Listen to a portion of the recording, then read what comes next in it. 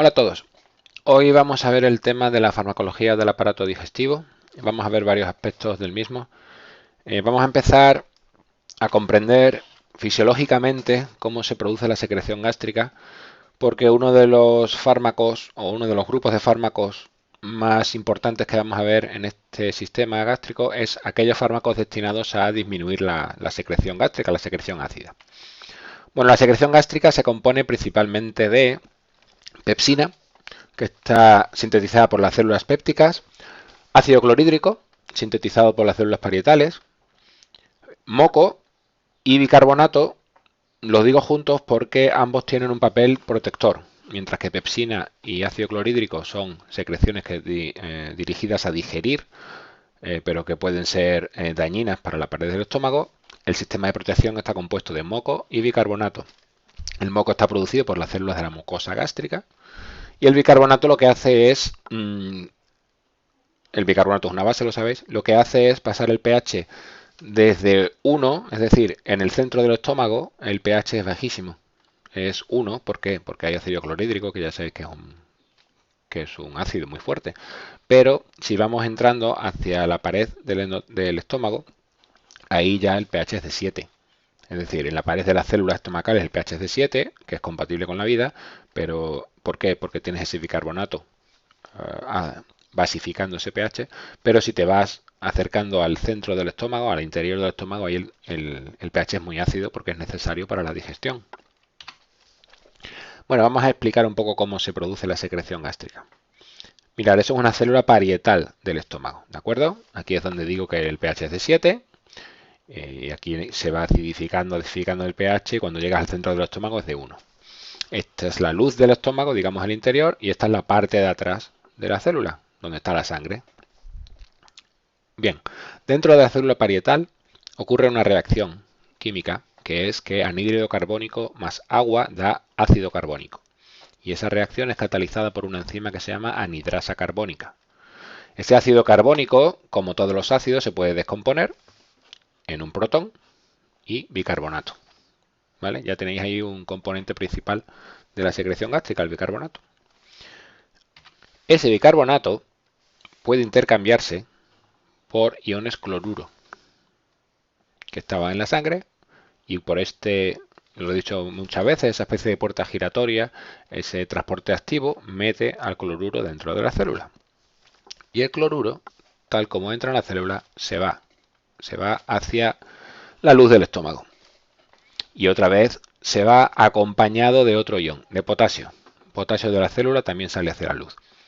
En este transporte activo no hay un intercambio de iones, lo que hay son dos iones que estaban dentro, cloruro y potasio, salen hacia afuera. Este potasio que acaba de salir lo volvemos a meter. ¿Por qué? Porque hay una bomba ATPasa. ATPasa significa que consume ATP, ya sabéis que ATP es la moneda energética del organismo. Bueno, pues esta bomba que consume ATP es otra de estas puertas giratorias en que lo que hace es meter el potasio que estaba afuera y sacar protones. Es decir, un ion sale y otro entra. Mete potasio, saca protones. Y si os fijáis, ya tenemos fuera cloruros y protones. Y cloruros y protones forman ácido clorhídrico. Ya tenéis el ácido clorhídrico en el estómago, que es necesario pues, para la digestión. Bien, así es como se forma la secreción gástrica. Eso es muy importante, esa bomba, ATPasa. Es muy importante porque va a ser el objetivo de algunos fármacos que van a intentar disminuir esta secreción gástrica cuando tenemos ardores, acidez de estómago o cuando hay una úlcera, por ejemplo, hay que disminuir esa secreción ácida. Y esta bomba de aquí, ATPasa, va a ser importante porque es la que saca el protón y que es necesario para el ácido clorhídrico. Bueno, las sustancias o los mediadores del organismo que aumentan la secreción gástrica se llaman secretagogos. Secretagogos, y son tres: la histamina, la gastrina y la acetilcolina. Histamina, gastrina, acetilcolina son sustancias del organismo que aumentan la secreción gástrica. La aumentan la histamina a través de su interacción con el receptor H2 va a provocar un aumento de AMP cíclico, ya sabéis que es un segundo mensajero, la gastrina con su receptor y la acetilcolina con su receptor van a provocar un aumento de calcio, y tanto el aumento de AMP cíclico como los aumentos de calcio van a estimular esta bomba que, repito, mete potasio, saca protones para formar el ácido clorhídrico. Así que histamina, gastrina, acetilcolina, secretagogos. Bueno, pues vamos a hablar de los fármacos que se utilizan para la úlcera péptica o la hiperacidez gástrica, es decir, para reducir esta secreción que acabamos de ver cómo se crea. Primero vamos a ver los antihistamínicos H2. Bueno, primero que hay que decir aquí, cuidado, no son antialérgicos. Ya sabéis que los fármacos para la alergia se llaman antihistamínicos, pero los fármacos para la alergia son antihistamínicos H1. Los receptores que tienen que ver con la alergia son los receptores de histamina 1, H1. Estos receptores tienen que ver con la secreción gástrica y se llaman receptores de histamina 2, receptores H2. Y los fármacos que los bloquean se llaman antihistamínicos H2. ¿De acuerdo? Eso, cuidado con esa diferencia. Básicamente lo que hacen es antagonizar los receptores H2 que están en el estómago, por lo tanto el efecto de la histamina sobre la secreción gástrica se elimina. Y por lo tanto el efecto que producen es inhibir la secreción ácida gástrica. ¿Para qué valen? Pues ya lo he dicho, para una úlcera péptica, para una gastritis, para reflujo gastroesofágico. Ya sabéis, cuando hay en algunos críos chicos ocurre muchas veces, la válvula que conecta el esófago con el estómago está inmadura y entonces hay contenido del estómago que puede subir al esófago. Y eso acaba al final erosionando el esófago y causando lesiones que pueden ser graves. Y hay gente adulta que sigue teniéndolo. Y os seguro que os ha pasado a alguno de vosotros que la comida se sube. Lo que pasa es que hay veces que hay gente que le pasa muy frecuentemente. Eso es reflujo gastroesofágico. Fármacos antihistamínicos H2 conocidos. Bueno, el más conocido de todos es ranitidina. Ranitidina, que al principio se vendía siempre como Zantac, cuando ya se empujaron, digamos, a los genéricos como la opción preferible, se dejó de vender el Zantac y ya se vende ranitidina pues, genérica, con el nombre del laboratorio. Cimetidina era otro, lo que pasa es que se ha quedado un poco obsoleto y ahora pues ranitidina es estos clásicos protectores que se llaman de estómago. Cuando alguien tiene un tratamiento muy fuerte de lo que sea, también se receta. Tómatelo con un protector de estómago, que puede ser ranitidina o puede ser alguno que vamos a ver en esta segunda clase de fármacos contra la secreción gástrica, que son los inhibidores de la bomba de protones. Esta bomba de protones es esa bomba que he dicho que es tan importante. Hay una cosa curiosa, y es que estos fármacos que se administran por vía oral, el omeprazol, por ejemplo, ya sabéis que es una cápsula que te lo tomas, siempre vienen cápsulas, no vienen comprimidos, si os habéis dado cuenta, siempre vienen cápsulas. ¿Por qué? Porque el omeprazol y fármacos parecidos, todos acaban en zol, ya lo veréis, se degradan a pH bajo, es decir, en el estómago se degradarían. Si tú te tomas un comprimido, antes de que hiciera efecto, como el comprimido no tiene cubierta, se degradaría en el estómago y no haría efecto. Por eso se administran cápsulas que se llaman de liberación sostenida. Esas cápsulas, esa cubierta, va a proteger al principio activo, al omeprazol, por ejemplo, del efecto del ácido que hay en el estómago. Y es capaz de pasar hacia el intestino. Y en el intestino se absorbe. Es decir, si volvemos un momento al gráfico de antes, por aquí caería la cápsula de omeprazol que te acabas de tomar y bajaría hasta el intestino. Se absorbería en el intestino, pasaría sangre y con lo cual llegaría aquí, por detrás. ¿Me explico? Es decir, no hace efecto directamente aquí, tal como cae en el estómago, porque si fuera el principio activo libre en el estómago, se degradaría, sino que tiene que bajar hasta el intestino, absorberse a la sangre y llegar por esta sangre a la parte de atrás de la célula parietal, entrar en la célula e inhibir esta bomba ATPasa. Así es como lo hacen. Esa inhibición es irreversible. Esa bomba de protones o bomba de protones potasio ATPasa, esa inhibición es irreversible, con lo cual el efecto es muy intenso. Hay una inhibición de la secreción, tanto la basal como la estimulada. ¿Qué significa esto? Tú no siempre secretas las mismas cantidades de ácido. Cuando comes secretas más, porque hace falta más porque hay que digerir. Esa es la secreción estimulada por la comida. Pero siempre hay un cierto nivel de secreción ácida aunque no estés comiendo, y esa es la basal. Bueno, pues tanto la basal como la estimulada es inhibida por estos fármacos inhibidores de las bombas de protones. Valen para lo mismo que los otros: gastritis, reflujo gastroesofágico, úlcera péptica o protección frente a un tratamiento agresivo para el estómago. Por ejemplo, alguien se ha hecho un esguince, tiene que tomar una semana 3 Voltaren diarios, diclofenaco, y es un buen AINE, pero un buen AINE que produce mucho daño estomacal. Para protegerlo, te tomas, pues, por ejemplo, la ranitidina de antes, o por ejemplo, omeprazol. Y ya he dicho que hay algunos más eficaces, como el lansoprazol y sobre todo el esomeprazol. El esomeprazol es mucho más eficaz. ¿De acuerdo? Teníamos el omeprazol, que fue el primero y lo conoce todo el mundo, lansoprazol, y después, repito, el esomeprazol se da en casos más serios porque es bastante más eficaz. Y estos fármacos, estos inhibidores de la bomba de protones, son mucho más eficaces que los antihistamínicos H2. Por ejemplo, para según qué cosas, pero por ejemplo, esofagitis erosiva. ¿Qué es esofagitis erosiva? Pues que el contenido ácido del estómago ha estado subiendo al esófago durante muchos años, y eso al final ha ido erosionando la pared del esófago. Eso es problemático, puede incluso derivar en un cáncer del esófago. Bueno, pues aquí está en un estudio que se hizo el tanto por ciento de curación con antagonistas H2, antihistamínicos, ranitidina, por entendernos, 20% más o menos, 70% con omeprazol. Es decir, son bastante más eficaces que los antihistamínicos H2. Depende también para la aplicación, ¿eh? Para esta aplicación sí son muy eficaces, comparados con los anti-H2. Para otra aplicación, como puede ser una protección estomacal frente a un tratamiento agresivo, bueno, da un poco igual. Otro grupo de fármacos que se utilizan para disminuir esta secreción o protegernos frente a esta secreción son los antiácidos, que conoce todo el mundo. Los antiácidos funcionan pues neutralizando el ácido gástrico, formando sales neutras, y por lo tanto, si tú disminuyes el contenido de ácido del estómago, pues aumenta el pH y ya está. ¿Para qué valen? Para lo mismo: gastritis, reflujo, y bueno, esa hiperacidez puntual que hay gente que le pasa mucho, hay gente que le pasa menos, pero las comidas picantes o comidas muy grasas pueden provocar esa acidez de estómago, y se puede tomar un antiácido. El Almax, que conoce todo el mundo. El Almax, por ejemplo, es Almagato. Y después hay otros que están basados en bases de magnesio y aluminio. Es decir, todos son bases, como veis, para formar sales neutras con el ácido. ¿Por qué bases de magnesio y aluminio combinadas? Pues porque el magnesio podría provocar diarrea y el aluminio puede provocar estreñimiento, con lo cual combinan las dos en la misma fórmula y uno por otro no hay efecto adverso. Hay que tener cuidado con los antiácidos porque pueden provocar la alteración de la absorción de otros fármacos, porque cambian el pH y la absorción de muchos fármacos está determinada por el pH. Entonces, al cambiar el pH tan bruscamente, podría provocar la alteración de la absorción de otros fármacos, no de estos antiácidos, sino de otros fármacos que tomásemos a la vez del antiácido. Ya digo, el más que conoce todo el mundo, Reni, Gaviscon, en fin, son marcas que conocéis.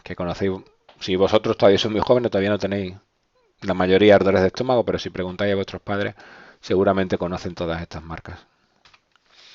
Y el último grupo trabajan de distinta manera. Hemos estado viendo fármacos inhibidores de la bomba de protones, los inhibidores o antagonistas del receptor H2, anti-H2, y estos últimos antiácidos van contra la secreción ácida, ¿de acuerdo? Disminuyen la secreción ácida o la neutralizan en el caso de estos antiácidos formando sales. Pero ahora voy a hablar del sucralfato. El sucralfato no hace eso. El sucralfato lo que hace es nos proporciona un escudo, una protección extra frente a esa secreción ácida. La secreción ácida no la toca, sino que te proporciona una protección extra. El sucralfato es un compuesto de hidróxido de aluminio con sacarosa. Ese sucre viene de sucre, de azúcar, ¿vale? Porque tiene una sacarosa en su composición. Bueno, pues ese hidróxido de aluminio en medio ácido se descompone formando unión de aluminio y hidróxido de sacarosa, y eso está cargado negativamente. Y esa carga negativa es importante porque en los bordes de una lesión estomacal, de una úlcera, como puede ser esta, se forman cargas positivas. Los compuestos que están en ese borde están cargados positivamente, con lo cual esa sacarosa hidróxido se va a acumular ahí, porque se atrae por el ion negativo, y forma una película, un gel, que disminuye la degradación y evita que eso vaya más. Urval creo que se llama el fármaco que contiene sucralfato, y es muy utilizado en la gente que tiene úlcera péptica, muy utilizado. Hubo problemas de desabastecimiento en España e incluso no había manera de comprarlo. La gente hizo mucha presión, porque tenía que ir a otros países para comprarlo, porque de verdad funciona. La gente que tiene una úlcera es realmente un latazo. puede llegar a ser muy enervante. Y durante varios años, creo, el sucralfato no había manera de encontrarlo en España. Ahora creo entender, por lo último que sé, que ya sí se puede tener acceso. Vale para la profilaxis y el tratamiento de procesos que cursen con úlceras. Es decir, una persona que, por ejemplo, profilaxis significa que todavía no tienes la úlcera. Pero una persona, perdón, que digamos es propensa a estos problemas de estómago y que va a tener una terapia con AINES bastante agresiva, pues no está de más proporcionar sucralfato. Y también no solo para la profilaxis, sino también para el tratamiento.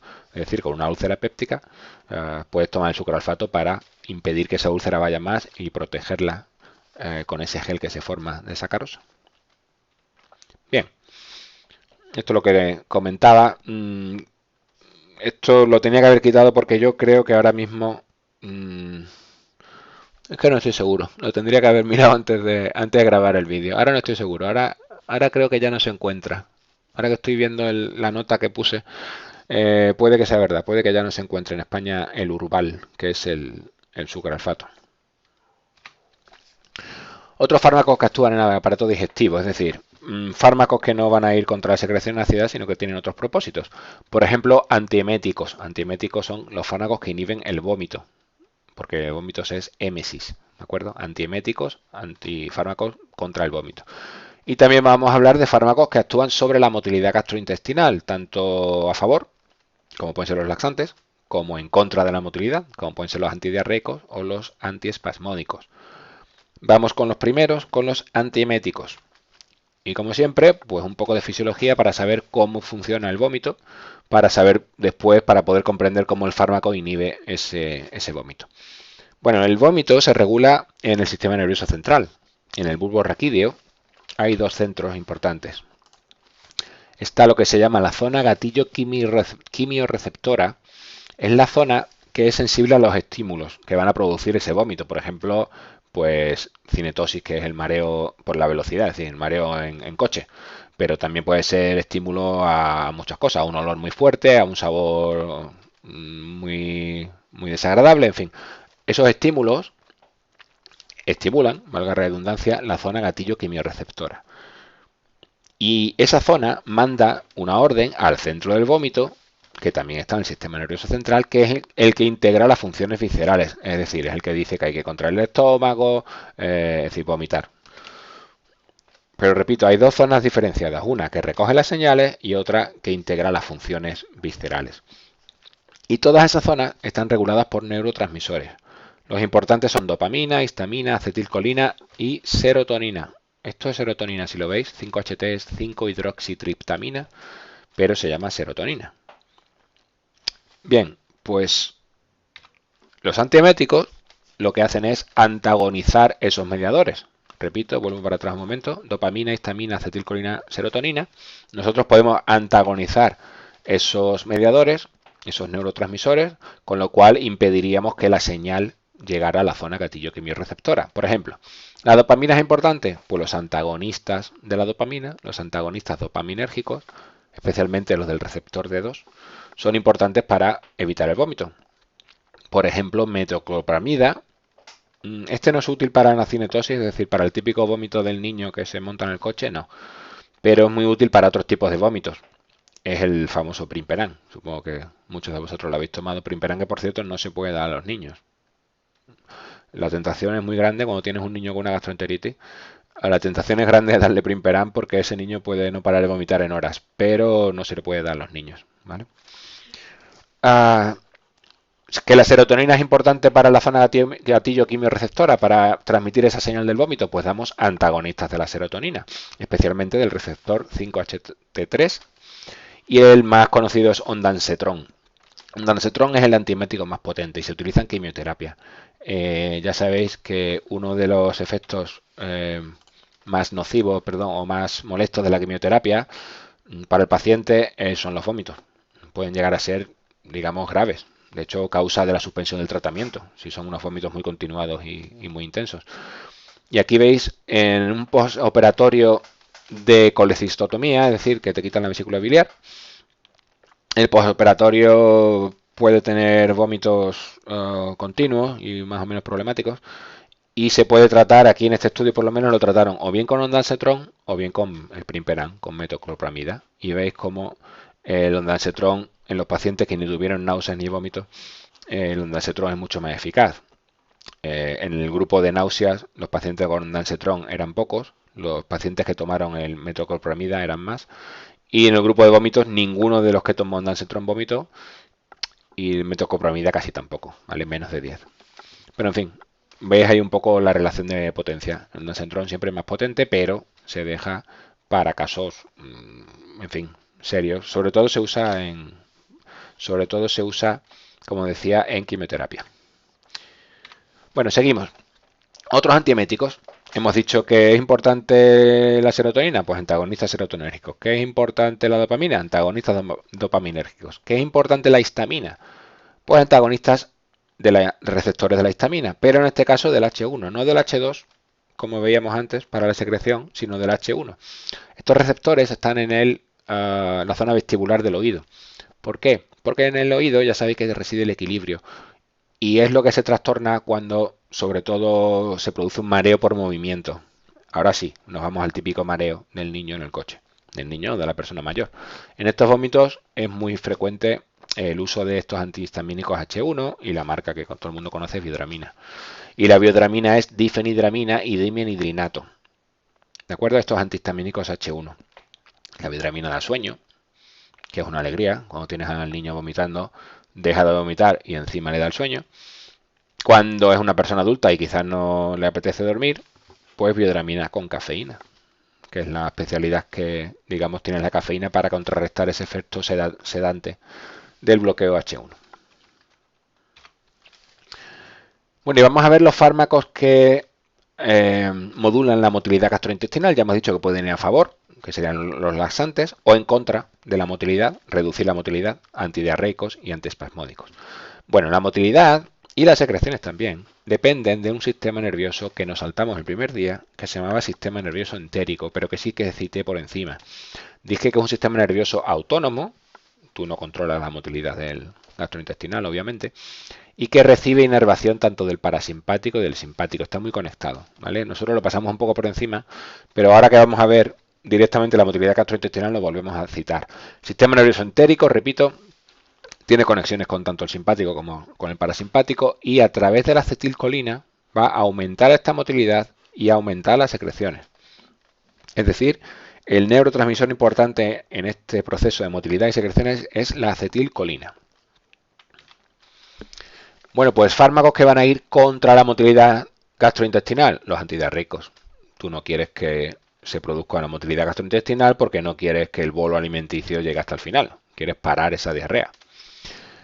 Opioides que no parece que tuviera un lugar aquí, ¿verdad? Opioides son analgésicos muy potentes, pero hay uno, que es la loperamida, que es muy específica del sistema digestivo, no tiene efectos centrales, o no debería tener efectos centrales, y lo que hace es inhibir la liberación de acetilcolina. Si tú inhibes la liberación de la acetilcolina, estás inhibiendo tanto la motilidad como las secreciones, y por lo tanto tienes un efecto antidiarreico. Si no es el mejor, debe ser de los mejores fármacos que existen. Es decir, tú tienes una diarrea de estas recalcitrante que no eres capaz de quitártela, te tomas dos cápsulas de Fortasec y se quita, tal cual. El proceso es, te tomas dos, si no se quita todavía, te tomas una más cada vez que tienes que ir al baño. Y es muy raro que necesites una cápsula más, muy muy raro.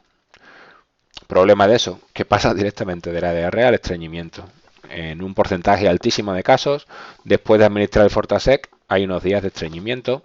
Esto ya es mucho más raro. Náuseas, si hubiera una intoxicación, es decir, si el crío, el bebé en casa, son las cápsulas además con un rojo muy llamativo.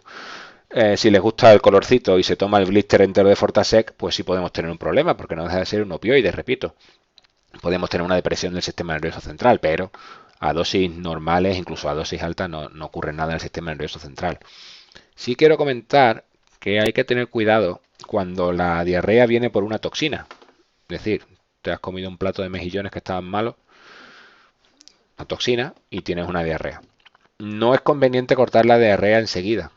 es conveniente dejar un tiempo con la diarrea. ¿Por qué? Porque hay que eliminar esa toxina. Si tú cortas la diarrea, que se corta con el Fortasec, lo que estás haciendo es exponer al cuerpo a la toxina durante más tiempo.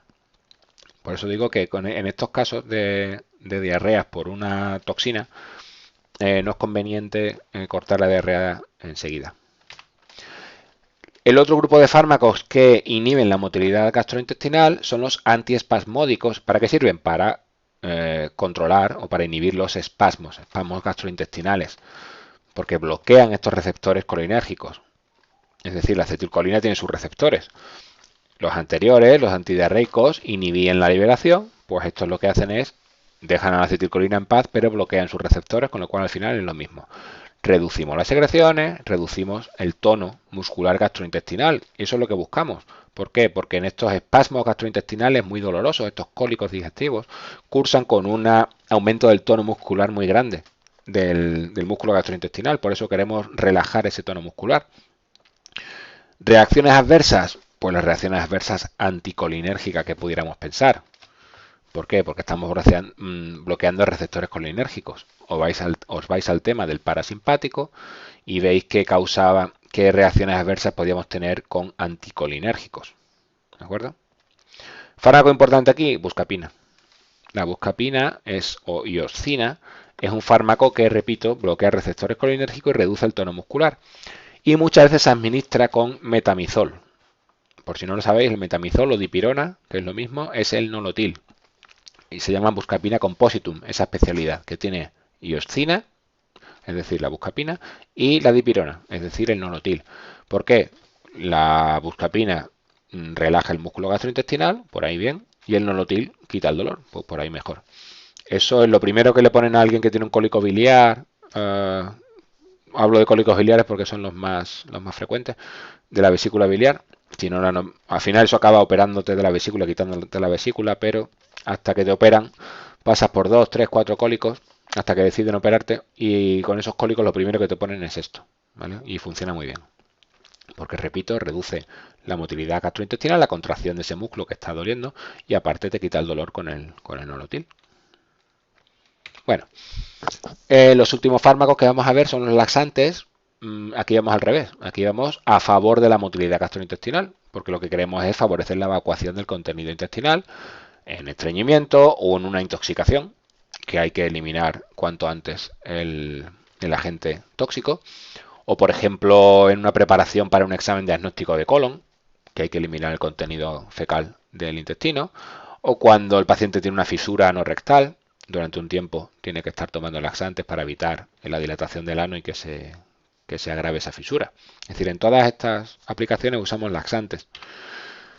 Laxantes hay de muchos tipos. Tenemos, por ejemplo, laxantes de volumen.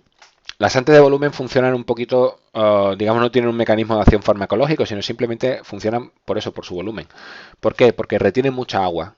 Al retener agua se hinchan dentro del intestino. Al hincharse, empujan las paredes del intestino. Y al empujar las paredes, por un reflejo, las paredes tienden a contraerse. Vuelven a hincharse, vuelven a contraerse. Y esa dilatación o distensión de la pared intestinal y esa contracción es el peristaltismo intestinal. Es decir, se está moviendo el intestino y al moverse el intestino, el bolo alimenticio puede avanzar. Hay que beber mucha agua cuando uno toma estos laxantes, como por ejemplo las semillas de plantago, que no solamente se compran en farmacias, sino en herboristerías. Si no te lo dicen, ya lo sabéis. Cuando alguien toma este tipo de laxante hay que beber agua, porque hay que hinchar esa semilla. ¿De acuerdo? Los hay osmóticos salinos, que también retienen agua, esta vez por ósmosis, es decir, son unas sales muy concentradas, normalmente de magnesio. En la luz intestinal, el organismo ve un electrolito muy concentrado y ¿cómo reacciona? Echando agua para diluirlo, para que ese electrolito esté igual de concentrado en la luz intestinal que en la pared intestinal. Eso es ósmosis. Cuando hay una membrana de por medio, dos compartimentos tienden a tener la misma concentración. Hay un trasvase hasta que la concentración del electrolito es la misma en ambos compartimentos. Pues aquí ocurre exactamente eso. Una sal de magnesio concentrada en el intestino, el organismo vierte agua al intestino.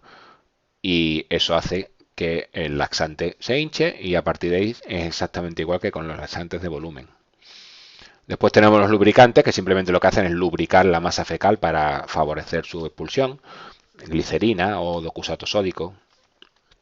Todo el mundo conoce los supositorios Robi, para adultos, muy usados en niños sobre todo, niños que están